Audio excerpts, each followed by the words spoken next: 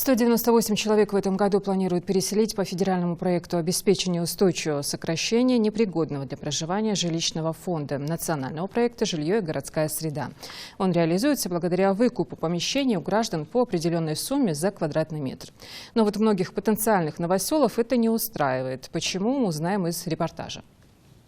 20-е общежитие признали аварийным еще 10 лет назад. Зданию 70 лет. Здесь без всяких удобств ютятся более 90 семей. Крыша постоянно протекает. От постоянной сырости трескаются стены. Плюс антисанитария, запах и холод. Отвратительные условия были, сырость, отопления у нас не было, проблема была все время. Из благ цивилизации здесь электричество и канализация с водой. Эсет Чемурзиева о новом жилье грезила 25 лет. Но вот денег на улучшение жилищных условий не хватало. В 2013 году ее мечта смогла осуществиться благодаря реализации республиканской адресной программы переселения граждан из аварийного жилищного фонда Ингушетии. Оба этих общежития вошли в программу по переселению из аварийного жилищного фонда.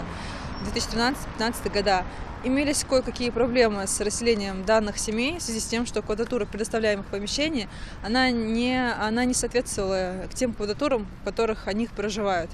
И благодаря неоценимой поддержке главы Республики Ингушетия Махмуда Алима Шариповича и активному включению в этот вопрос главы города Урусхана Евоева нам получилось предоставить жителям те квартиры, которые не только соответствуют их помещениям, в которых они проживают, но и превосходят все их самые смелые ожидания. Жители сейчас довольны, программа практически, можно сказать, завершена.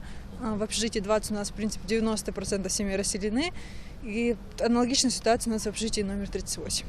И вот теперь Эсет обустраивает новую квартиру, все удобства, а самое главное – сухо и тепло. Хозяйка говорит, что часто болела из-за сырости в старом доме. После наших квартир это шикарная квартира. Сейчас у нас ремонт идет, просторно, все условия есть, тепло, самое главное тепло. Мы там жили, в той квартире, у нас отопления не было, очень тяжело. Хадзам, если бы не мир был, И когда вы уже планируете переселиться? Буквально в течение недели.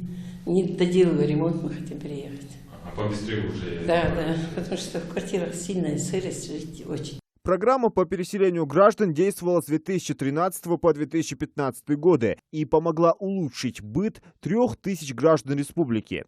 В 2017 году стал новый вопрос о переселении граждан из аварийных многоквартирных домов. И в 2019 стартовал федеральный проект обеспечения устойчивого сокращения непригодного для проживания жилищного фонда национального проекта «Жилье и городская среда». Завершены этапы 19, 20 и перед завершением находится этап 2021 года. Также параллельно мы готовим заявку в фонд ЖКХ для получения финансовой поддержки в размере 90 миллионов. Это федеральных средств, естественно, софинансирование с республиканского бюджета 1%. У нас будет добавлено около 912 тысяч рублей.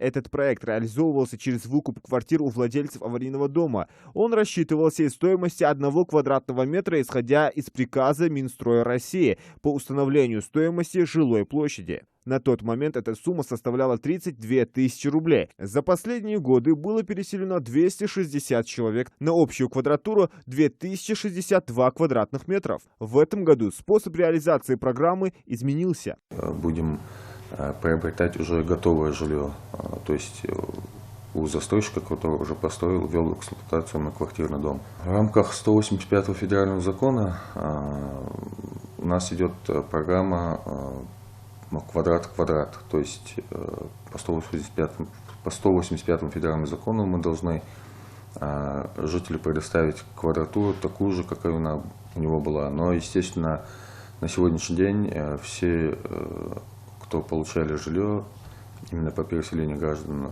у них квадратура была больше. Это по старым программам, когда строились многоквартирные дома, естественно, им квартиры подавались больше. В текущем году планируют переселить 198 человек с общей площадью проживания 2000 квадратных метров, что вызвало недовольство у некоторых жителей аварийных домов. Они сетуют, что на заявленную сумму им сложно было найти что-то подходящее. Список аварийных домов был составлен городскими администрациями. В рамках действующей программы переселять в новые здания будут жители домов, признанными аварийными до 1 января 2017 года. Зелимхан Калоев, Адам Гулоев, Магомед Даскиев. Новости 24.